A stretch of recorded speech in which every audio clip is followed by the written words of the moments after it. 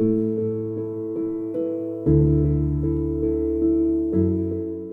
and welcome back to another episode of the For the Property Investor podcast. And of course, we are back here for the weekly news. And the only reason I know that is because I have Nick Bendel staring at me. And so hello, Nick. Hello, Owen. Great to see you and always wonderful to join you for the weekly news. Thank you. And what's been happening in your week for the past week? Oh, it's been such a good week. I've had so many exciting things happen.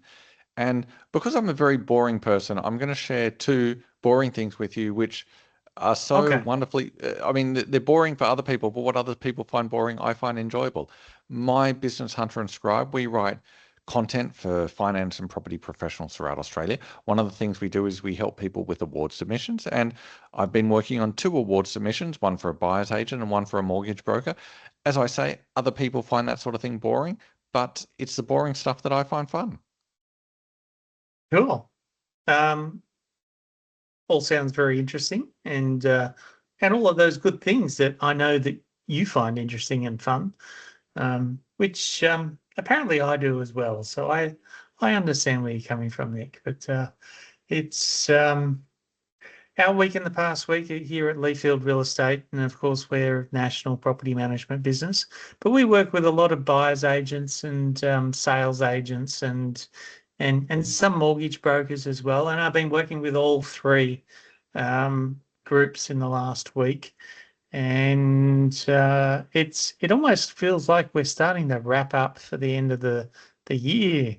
So it's always Melbourne Cup is the defining moment where that line in the sand where, okay, it's almost the end of the year now, so let's start planning for it.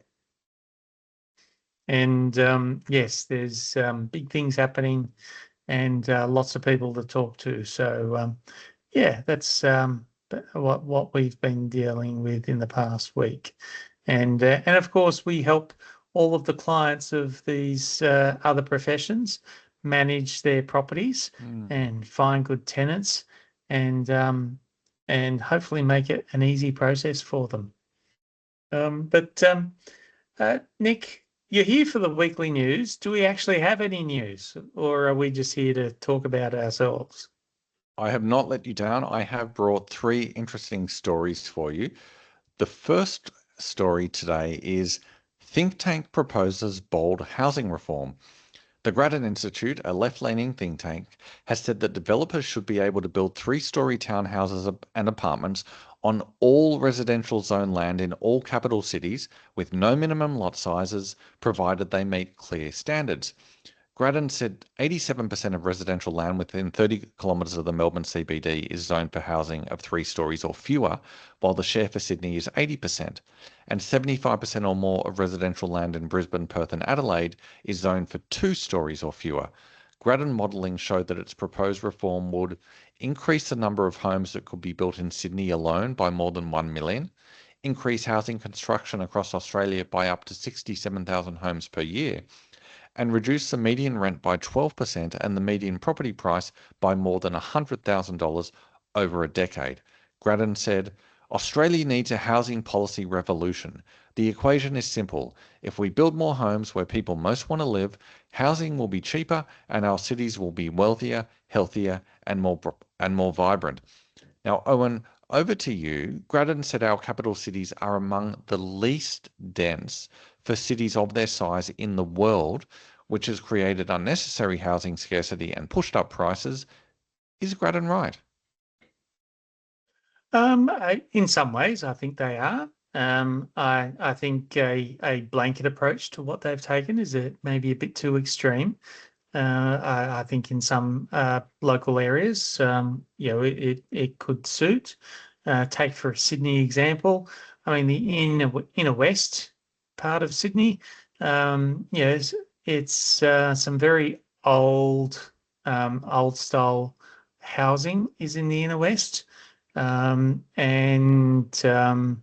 yeah, they call it the inner west bubble for a reason because Most of them are NIMBYs that don't want change, but their close proximity to the city makes it a very healthy target for redevelopment.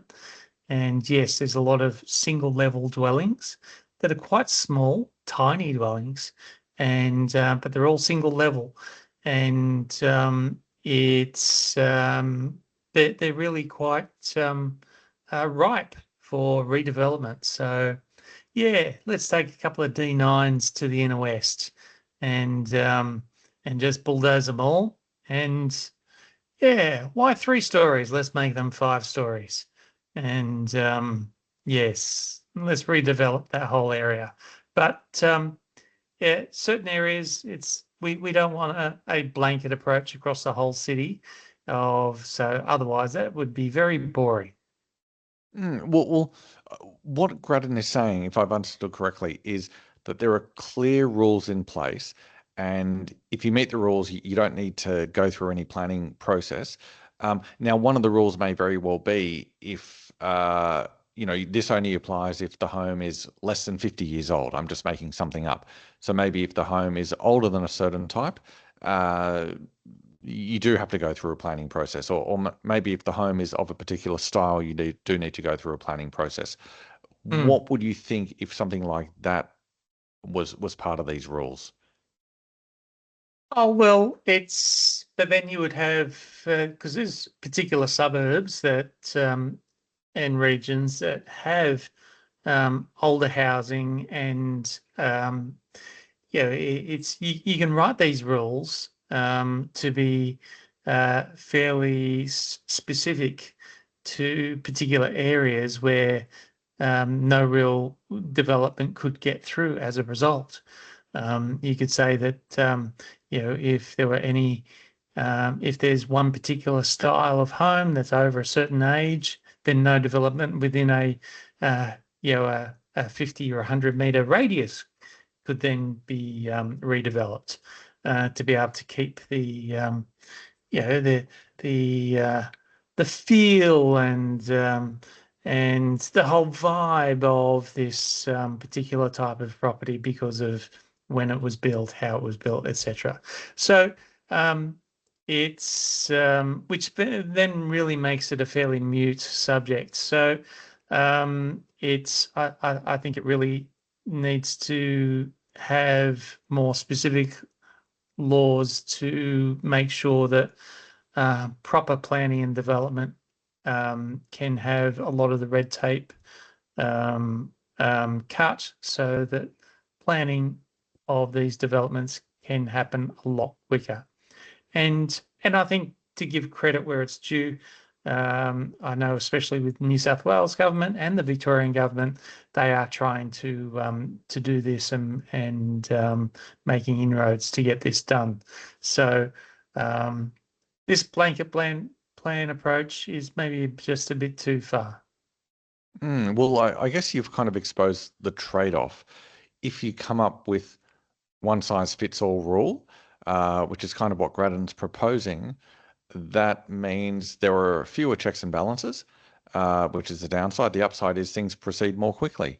If, on the other hand, you want more checks and balances, well, things are going to proceed more slowly. I guess that's kind Mm. of the trade-off, and we need to decide where the balance should be. And I think Grattan is saying the balance has maybe swung too far in terms of checks and balances. Oh, absolutely agree. It has gone too far, and it feels like and that's what we've been harping on about for a couple of years now. And but it feels like they're at least talking about bringing it back the other way. And yes, it's a bit too late and to have an impact on what we're experiencing right now. And it'll take a while to catch up. But if we can go back the other way and still not have a blanket approach, because otherwise we'll have whole suburbs looking exactly the same, um, and which we already do to an extent, and but some of them are protected because they were built 150 Mm. years ago. which is a long time in this country. Um, so yes, it's progress is important, and but without necessarily bulldozing everything, except for maybe some parts of the inner west of Sydney. I mean, it's atrocious. I mean, yes, I won't name suburbs because I will get, yeah, I might get hunted down as a result. Okay, don't name any, but do any of them rhyme with Barrackville? Um, yeah, I think I know which one you're talking about, and yes, I wouldn't disagree with that one. Okay, well, good on you for not naming them. I, Yeah. I, I guess the reason we talk about this every episode, it seems, and the reason this has been dominating media discussion for the past 3 years or so, is that the housing supply problem hasn't been getting better. It's actually been getting worse. Mm, And there are all sorts of other problems that flow on from a shortage of housing supply, including uh, difficulty in buying property and rental insecurity as well. And then there are problems that flow on from that, which is the less secure your housing is, the harder it is to hold down a job, the harder it is to provide stability for your children. The worse your mental and physical health is, the worse the mental and physical health of your children are, the harder it is to build networks and relationships. And I suppose at some point we need to decide what the trade-offs are going to be, because there is no perfect option. Every option has pros and cons. mm, And I think there seems to be a widespread belief that maybe the balance has shifted too far in one direction. mm. Uh, but when we move things to another direction, we're going to have to deal with a different set of trade-offs. Yes, but that's life. It is life. Uh, I guess the key thing to get across though is that there is no perfect solution, and whatever we go with, there will be trade-offs, and I think we need to be mature enough to accept that there will be trade-offs.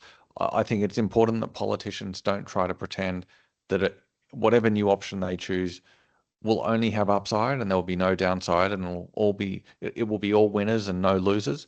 That's just not how life works. I think we have to be mature enough to understand that there will be trade-offs no matter what we do. You said maturity and politicians in the same Mm. sentence. Yes. I do apologize for that. It won't happen again. All right. What's next in the news, Nick? Our next story is WA leads the pack. Western Australia has topped ComSec's quarterly State of the States ranking for the fifth consecutive quarter. WA ranked first on 4 of the 8 key indicators: household spending, dwelling starts, housing finance, and equipment investment. Queensland ranked second and South Australia third. In a big surprise, the Northern Territory, which generally ranks last on the ComSec's quarterly State of the States ranking, jumped from 8th to 4th place, its best result since 2016. The remaining places were filled by Victoria in 5th, Tasmania in 6th, New South Wales in 7th, and the ACT in 8th. Now, Owen, if we look at who's governing the top 4 states, it's Labor in the states ranking first and third, and the Coalition in the states ranking second and fourth. So does that mean that two parties are equally competent? Um, oh, I think a lot of it doesn't necessarily have anything to do with politics. It's probably more about um, timing and cycles of the particular economies and markets in each of those states, and um,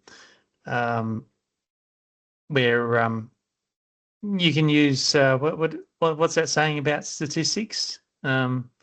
I think you would probably know it better than I would, but yes, you can use statistics to sell whatever you want, and just by looking at the numbers. But it's yeah, I wouldn't get too hung up on who's governing where and why they're doing well. But You can use statistics to sell whatever you want, which I do 82% of the time. yes, I'm sure you do. Now, New South Wales is languishing in seventh place, which is a concern given that it has the country's largest economy.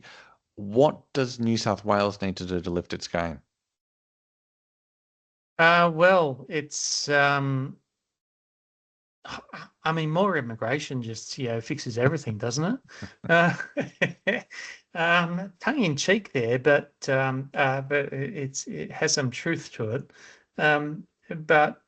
In terms of being able to get our economy going, it's there's lots of things. It's a lot of it comes down to confidence and. Sydney siders do it tough in terms of cost of housing, cost of living, cost of just getting around the city as well, and to be able to get to work. So there's a lot can happen, but it might not be leading the race, but Sydney will always be the biggest economy and will always keep the country going. Hmm. We spoke earlier about housing supply and housing security. How important is housing affordability to the functioning of a state's economy? Oh, most definitely, it's a key because it helps feed confidence. It helps drive spending in discretionary items, which really feeds the economy as well. And it's and we've seen it in recent years where there's been mass migration to especially Queensland, southeast Queensland, and which has really driven that economy fairly well. So we that mass migration happened mainly due to affordability. I mean, there were other factors that were driving people away from the southern states. Like dictators in the further southern states, locking people up in their houses for months on end.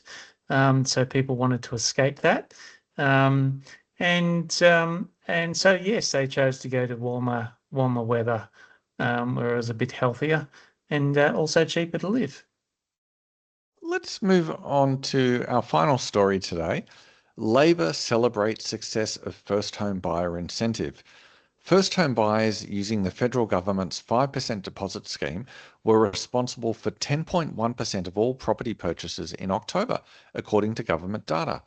And about half the homes purchased under the 5% deposit scheme in October were by first home buyers who were not eligible for the scheme before the rules were loosened on October the 1st. Housing Minister Claire O'Neil said the 5% deposit scheme was performing well. What these numbers tell us is that this program is working. It's making a big difference to the people who need our help, but only bringing a moderate number of new buyers in the market in this first month. That tells us it's not having a significant impact on house prices, she said.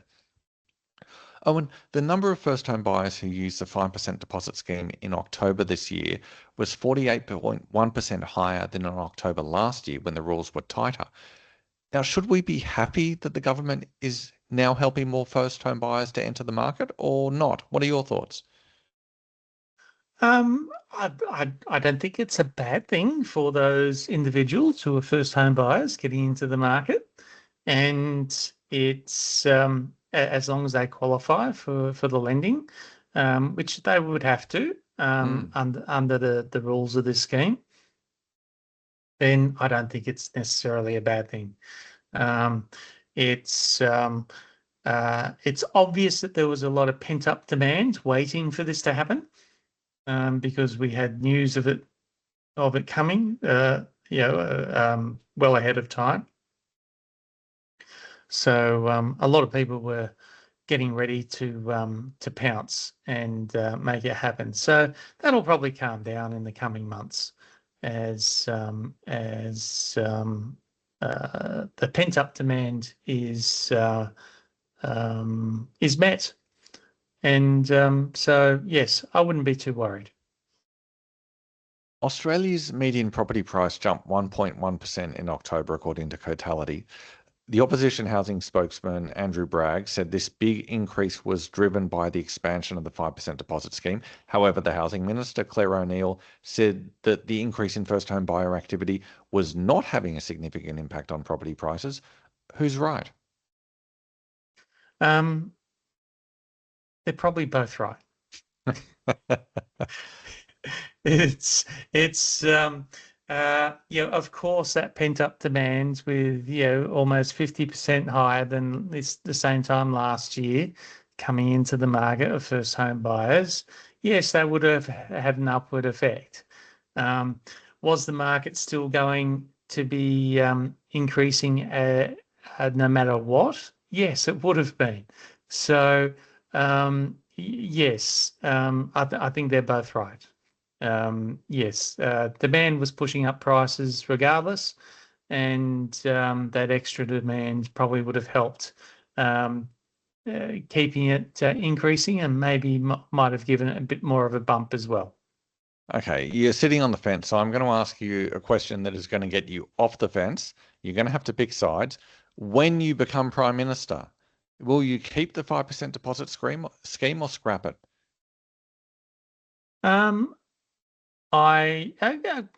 That's an interesting question that I hadn't spent a lot of time thinking about. But I don't think it's. I would probably scrap it, to be honest. It's too much government interference. It's there's other ways to be able to create the same effect for the marketplace by doing something similar on the supply side. But politicians would probably say, well, why don't we do both? Because the 5% deposit scheme helps them get into power, and then doing the other side of providing government guarantees for developers to be able to get approvals and then start building will help the supply side. So yeah, keeps a nice balance. When I asked you whether you were going to keep it or scrap it, I thought you were going to say both. So good on you for actually making a decision. This is why you're Prime Minister material. Well, thank you, Nick. It's you never know. One day. Well, one day could be tomorrow. You never know. And when you do become PM, don't forget who your friends are. Yes, I'll need a good speechwriter. Well, I'll certainly think about it if I'm not too busy writing award submissions. There you go. So, all right. Well, Nick, that was a great week of news. Thank you for bringing it, and we look forward to seeing what's in the news next week.